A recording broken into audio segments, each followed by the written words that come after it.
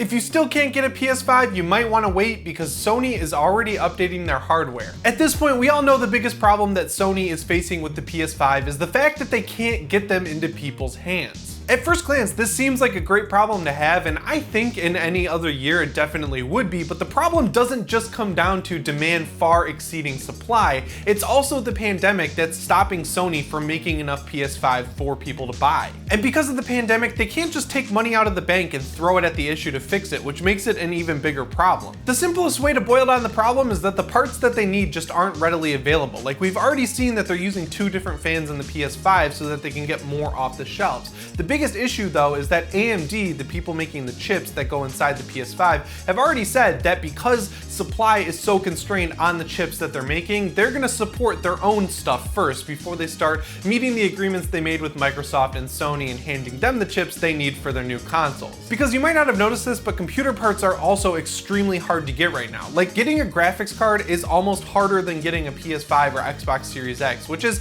absolutely nuts. That comes down to crypto mining, but it really also is affected by the pandemic. So AMD is saying, well, we only have so many chips we can make. We're gonna support the money-making business, which right now is, of course, PC parts. But going back to the PS5 side of the fence, to show how much demand there is for this console, this thing is already the fastest selling console in the US ever made. That means it's sold more units faster than any other console ever, despite the fact that we're in a pandemic and Sony cannot make these things. It's doing that good. And I just want to point out real quick that that's a good thing. I remember when the PS3 generation was ending, people were saying that console business was dying and there probably wouldn't be any more consoles after the PS4, but man, the PS4 came out, it sold like gangbusters, it had a great generation, and it's still selling really well. And now we're in the PS5 generation, and this thing is selling even better. The console gaming market is doing just fine. That's the big point here. But it's not all good because there is a twofold issue that Sony is still going to face. The first thing we have to keep in mind is that Sony is selling the PS5 at a loss. So what that really means is that if you added up the total production cost of one PS5 unit, it would come out to way more than $500, to the point where Sony is actually losing money for every PS5 they sell. Now, if you're just a casual game player, that might sound a little crazy, but I'm gonna reassure you real quick and let you know that pretty much every console ever has been sold at a loss. The Xbox, the PS2, the Xbox 360, the PS3, the Xbox One, the Xbox Series X, the PS4, all of these consoles were sold at a loss, which is kind of nuts, right? Like, you'd think they'd want to make a profit on it. But there's always been a reason for it, and that has not changed with the PS5. Basically, the reason that consoles are sold at a loss is because Sony needs to get as many of them as possible into people's hands as quick as possible so that third-party publishers like EA and Capcom start developing games for the PS5 instead of just staying the course and developing them for PS4, because they're going to want to put their games on the console that has the biggest user base. And if you want an example of that, just look at Resident Evil Village. That was announced as a full-on PS5 and Xbox Series X next-gen game, and then suddenly a few months later they were like, yeah, we toned it down a little bit and realized it could run on the PS4, and that's just because more people have the PS4, you know? So on Sony's end, they have to play this balancing act of making a new console that actually feels powerful, but sell it at a price that people are actually going to buy it for, so that a bunch of people buy them, so that publishers make games for it, and if it all works out, everyone's happy because Sony takes 30% of the profit on every game sold for PS5. So with that being said, the ultimate goal is for the console maker to make way more money on games than they lose by selling the hardware at a loss. But the situation with the PS5 is not great, because while Sony is still getting 30% of game sales on cross-generation games like Resident Evil Village, using that as an example again, stuff like Returnal, which is exclusive to the PS5, is suffering because there just aren't enough PS5s out there for that game to turn a profit. And I'm figuring that Sony will keep putting the game on sale, they'll keep marketing it so that when PS5s are bought, people know there's a shiny new game out there to buy with it. And I feel like with a smaller game like Returnal that's a roguelite, so you have way less assets to make, Sony can kind of eat the cost of that game, or maybe they don't need to sell as many of them to turn a profit. But there's a bigger game looming very large in the distance called Ratchet & Clank Rift Apart. That's from a first-party studio, it's utilizing the shit out of everything involved with the PS5,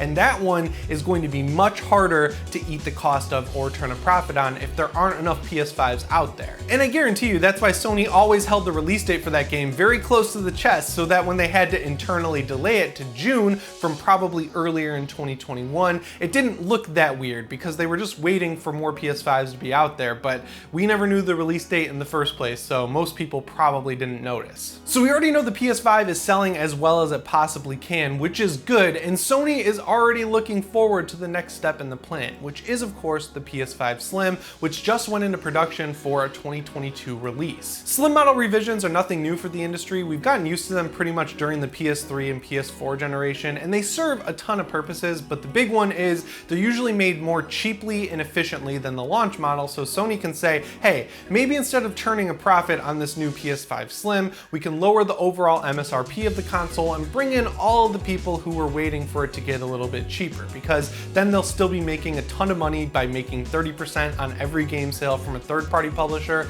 and 100% on every game sale from themselves. They get more PS5s out there, at the end of the day, they make more money, just like I said earlier. The other reason we see slim models is because as technology gets better, you can just make these consoles more efficient than their launch models. A great example of this is the red box Switch, which came out 2 summers ago. It looks the same and acts the same as the other Switch, but inside it has a much better chip, which equaled out to much better battery life. We see stuff like that on the home console side too, where the consoles again run quieter and look a lot smaller. Now at first, 2 years might seem like a quick turnaround for a slim console, but you gotta remember that Sony and Microsoft are also throwing a new element into the mix, which is of course the Xbox One X and the PS4 Pro. I think it's basically telling us that yeah, you're getting the PS5 Slim 2 years after the original. We're gonna bring in as many people as we can, and then a couple years after that, we're gonna sell everyone who has a PS5 the PS5 Pro, because it's gonna be so much better. You know, they wanna have this iterative console release cycle so that they're always getting new people on board.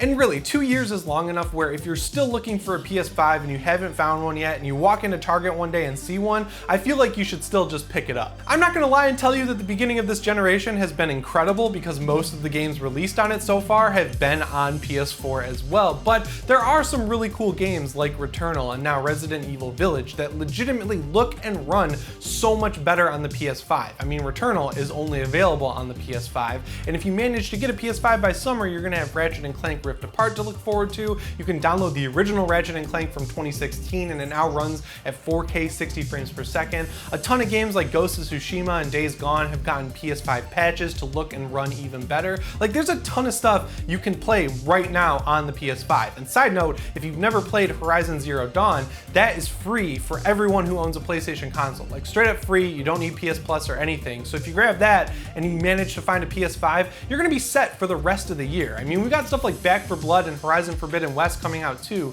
So you're gonna have a backlog building up. So if you wait too long, like potentially till the end of 2022 to get a PS5, you're gonna have way too much stuff to play and you're just not gonna be able to get to all of it. I mean, this coming Friday, we're getting Mass Effect Legendary Edition, which is 3 massive RPGs combined on one disc. And yeah, you can play that on your PS4 or PS4 Pro, but it's gonna look a whole lot better on your PS5 if you manage to get one. But if you're one of those people who still can't get one and you're trying to save money, if it starts to get into 2022 and you decide you wanna go try and get one again, I would maybe just wait for the slim model at the end of the year, because at the end of the day, it's gonna be smaller. That's the most important thing to me here, because man, the PS5, I'm looking at it off camera right now, it's about half the size of my 50-inch TV, which is crazy. I can't fit it in my TV stand, so I have to have my TV off center on my TV shelf. It just doesn't look good, so I would really like to upgrade it to a PS5 Slim that can nicely fit underneath my TV. That's my first world problem of the video. And of course, a new console revision means new colors and new special editions. I know with the PS4, we barely got any launch model special editions.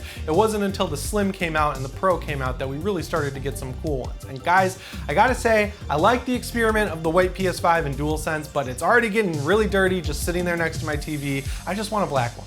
I want a slim black PS5. That's all I need in my life. Anyway guys, that's all I have for you today on the PS5 Slim. Remember to stay PS ready by subscribing and setting your notifications to all. As always guys, my name is Jimmy Champagne and I'll see you in the next one. Thanks for watching.